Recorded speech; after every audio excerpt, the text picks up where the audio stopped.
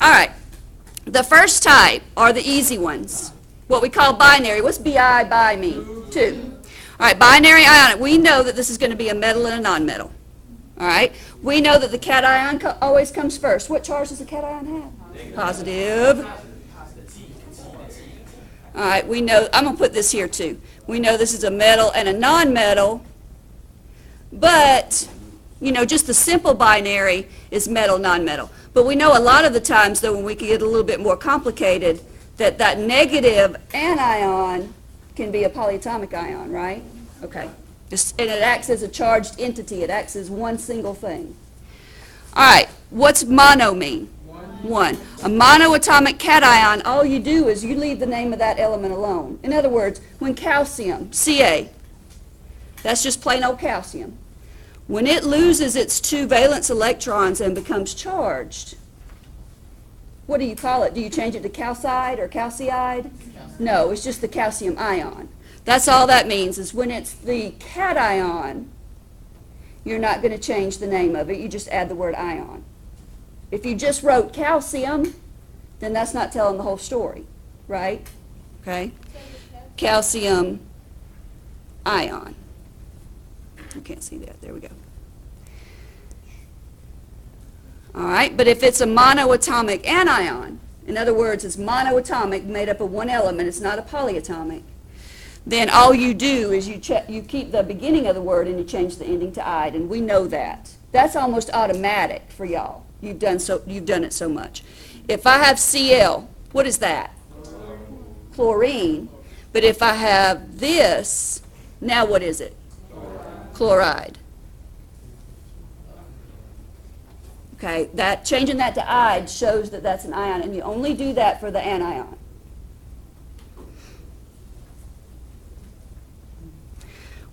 So what would this be called? Calcium chloride. And we don't need, why do we not need a Roman numeral there with calcium? It's not a transition metal. It's not one of those middle, and y'all, this is one of those times here where it might be helpful to you to have that periodic table out that I get. You can write all over that thing. You can cut whatever you need to do with that thing to study it. Just know that you're not going to get all that extra stuff on the test. You're just going to get a plain one. But you can write what you need to study, okay? That's one of your old ones from last year. You can use that, that's fine, but just know you're not going to have all those little helpful hints that thing has on it. I don't know. I can't remember which periodic table that is. It might not have many. Y'all remember the one that I gave you that's actually on the AP exam, the one they give you, and I had you put it in your reference sheets. That's the one I'm talking. That's the one I would look at all the time if I was you, and I would add stuff to it if I needed to study something. It says at the top. It says, "Do not detach from book periodic table of the elements." That's because it's from the actual AP test booklet. Okay. Yeah, they're on the website. You just can't take it with you from the test. Yeah, y'all know how I am now. I'm a rebel.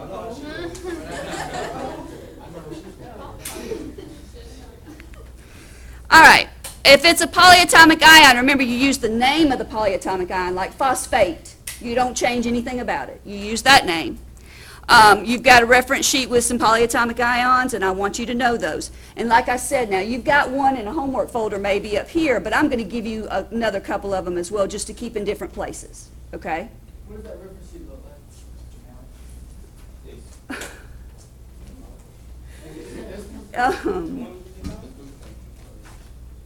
No, I can't remember. Is that your homework folder? Let me see if it's. I might put it in my homework folder.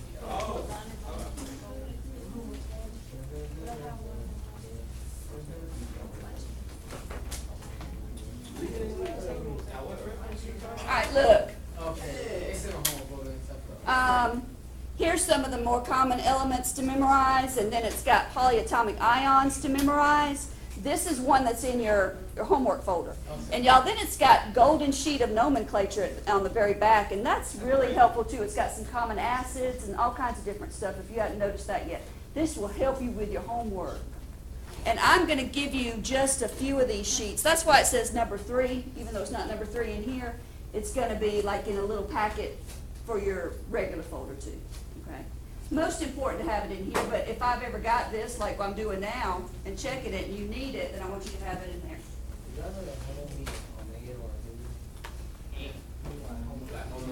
Homo means same. What? Oh. I did. All right. Let's see. The metal forms more than one cation if it has more than one charge, like a lot of those transition metals. And then there's some that are over to the side of the transition metals, too, that have more than one charge, like lead. Okay? You just got to be familiar with which ones those are. Then that's when you need the Roman numeral. All right? And we know the Roman numerals, right? And if you know 1 through 6, you're in good shape. 1, remember, you put it in parentheses beside the metal.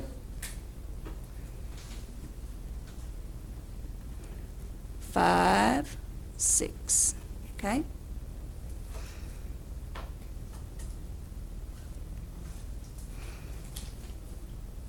So, if I'm wanting to name a compound such as this, okay.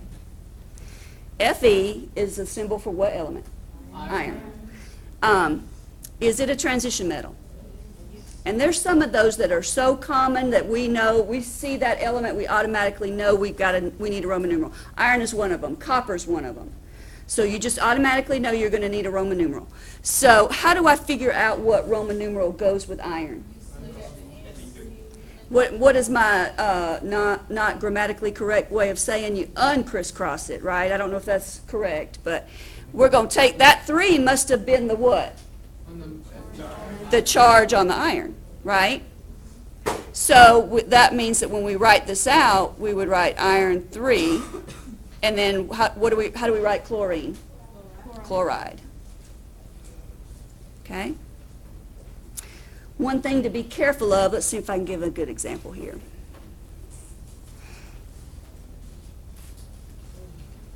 No. I don't want that one. All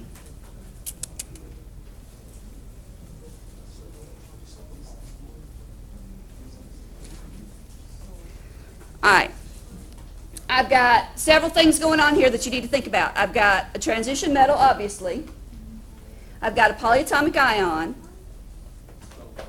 But that 4 did not come from the charge on iron, remember.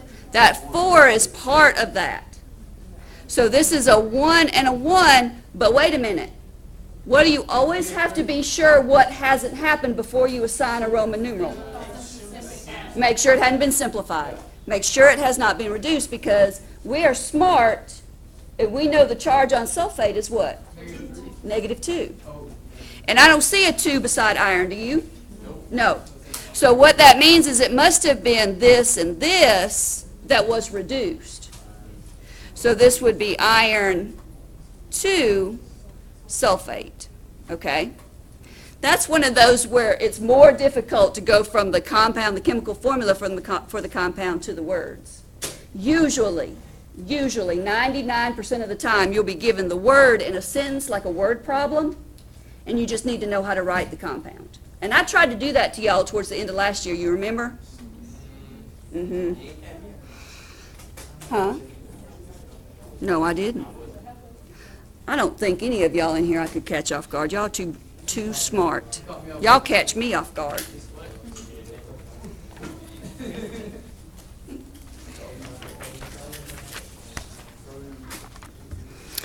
All right, so binary covalent. What's bi mean again? That's 2. Covalent are nonmetals. So these are just 2 nonmetals bonded together. And if you see nonmetal, that first element's a nonmetal, you know it's a covalent compound, and all you need to worry about are the prefixes. There's no charges, no crisscrossing. Okay? No Roman numerals. Are there polyatomic ions involved in a covalent compound? No, that's an ion, right? But isn't that a nonmetal and that a nonmetal? The polyatomic ion itself is covalently bonded together, okay? but they are not involved in covalent compounds. They don't bond with something else, and we use prefix. You never heard of tetraphosphate, okay? All right, so the first element, it says first element named first, second element named like the anion, which means we change it to "-ide" still. We still change the second one to "-ide." Use prefixes, only mono if the second one, if you need it on the second one. Never use it on the first one. Y'all remember that? Like for this right here. You don't say mono. We wouldn't say monocarbon monoxide, right? We would say carbon monoxide. And the rule generally is you don't double up on O's between mono and oxide. Sometimes you will see no vowels doubled up. Like if it was tetraoxide, you might see tetroxide. That's okay, okay? Either way is okay. But the rule, definitely never double up your O's. All right? Let's see. Let's see if we remember all these. We know mono. What's next? Di, tri, tetra, penta, hepta, nona, nona, and deca. Okay? Now, some of those we never, that's an X right there, y'all, sorry. What did I skip? Oh, I skipped, y'all, I can't count. I didn't hear you, I'm so sorry. An oct is the easy one. We know octagon, an octopus. Now, normally last year, we didn't see much above penta. Maybe every now and then we saw something else, but you'll see more of that this year. Like you'll see this particular compound. What's that? How would I name that?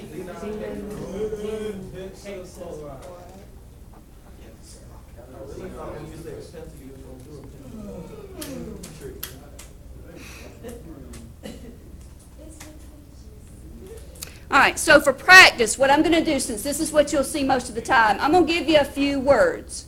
Y'all write these words down, the words for the compounds, and then see if you can, I'm going to mix them up, okay? See if you can write the compound correctly.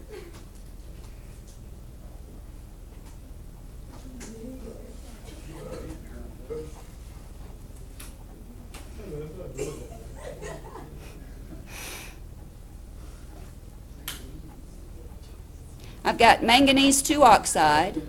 I've got carbon tetrachloride.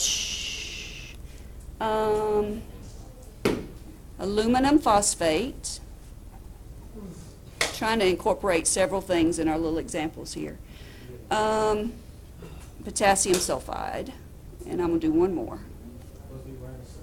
Write these words down, and y'all write and then see if you can come up with the compound that goes with it. I'm sorry. There we go. Thank you. Got carried away.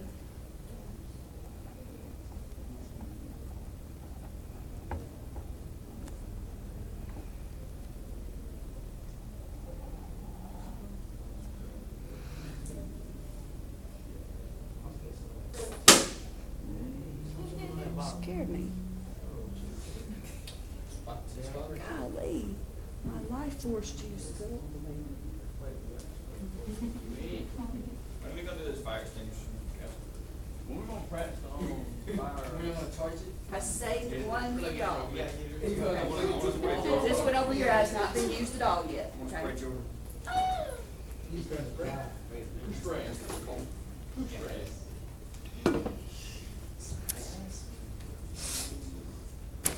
How many ionic compounds do I have up here?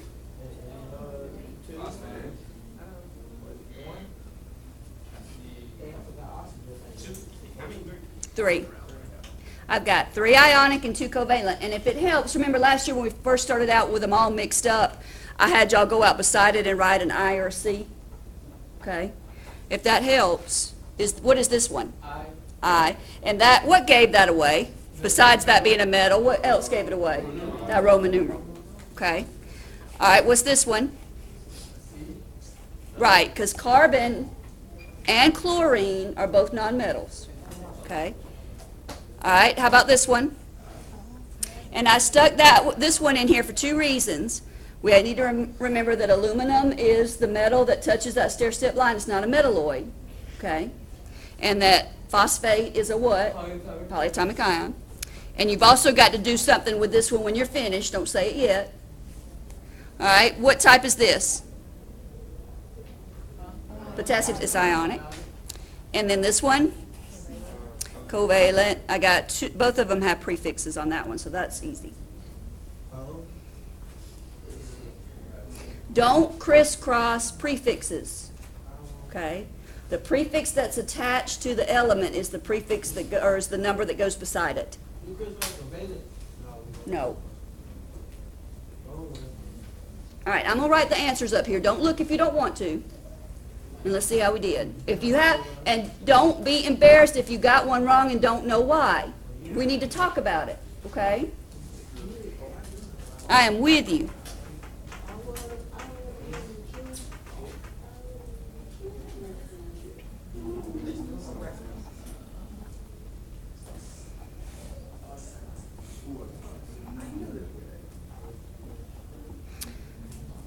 Do we reduce covalent? No. Do we reduce ionic? Yes. So if that's something you didn't remember, you might want to jot you a little note over here. Never reduce covalent, only ionic.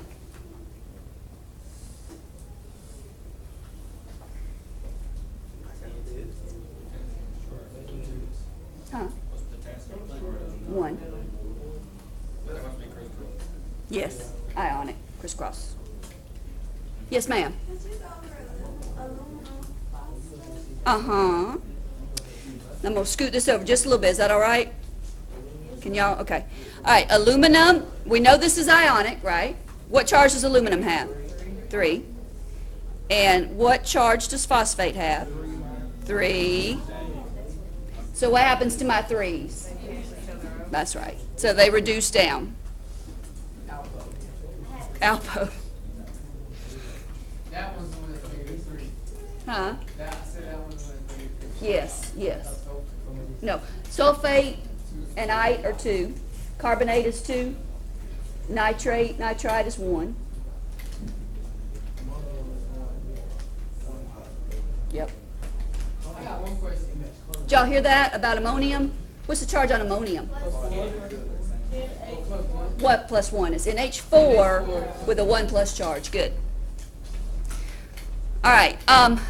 And I know we haven't talked about acids yet, but the little practice doesn't involve acids, but we remember the rules about there's certain rules attached to if they have oxygen and certain rules if they don't. And I'm not going to hammer acids. Okay? I'm not. So I tell you what, let's just do this really quick. We know if it starts with an H, right, with a hydrogen, that it's an acid. That's how we recognize it. And it acts like an ionic compound, because we're going to say that hydrogen has a +1 charge, and whatever it's attached to, we'll take that charge and crisscross. Okay? If, let's see, all acids begin with H, an oxyacid is an acid that does not contain oxygen. So when you name it, you write the name of the anion, but change. If it ends in 8, what do you change it to? Ick. Very good. See, y'all remember? If it ends in ite, you change it to us. Remember? Let's say we have HNO2. This is a polyatomic ion, right? What is that polyatomic ion? Nitrite. Nitrate was in O3, right? Nitrite, so this ends in, that's right. So we would change the ending to us and then just add the word acid. So it would be nitrous acid. How about, here's a common one that we're going to use a lot. H2SO4. Sulfuric acid, good. It's sulfate, right? So we change it to ick and add the word acid. Or we add ick and the word acid. Okay? That's easy.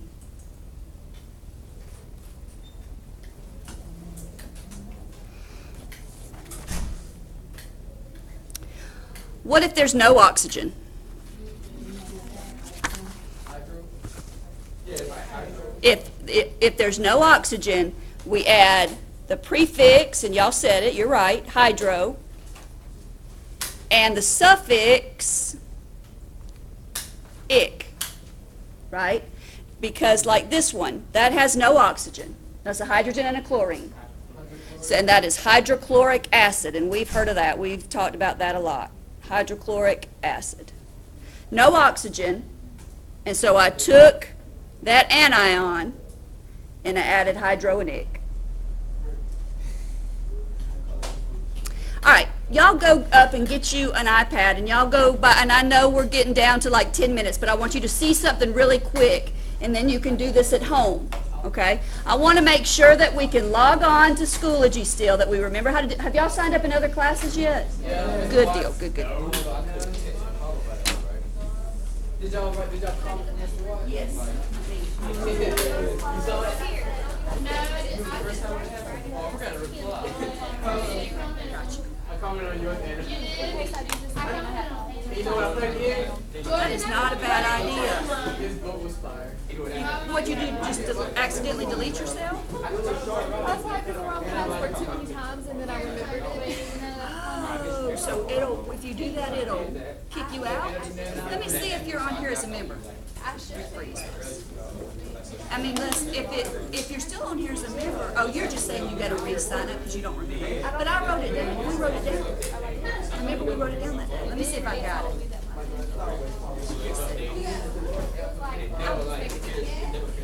You're still here, and let me see if we wrote it down and see if this is what you're typing in.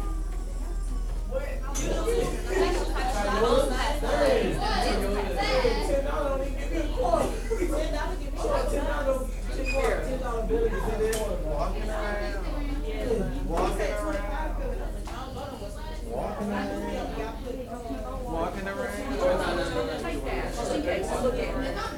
And if it doesn't work, I will delete you and let you re-sign up.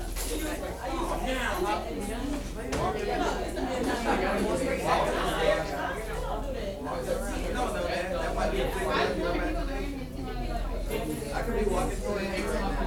You might be smoking. I got most of all the questions about the little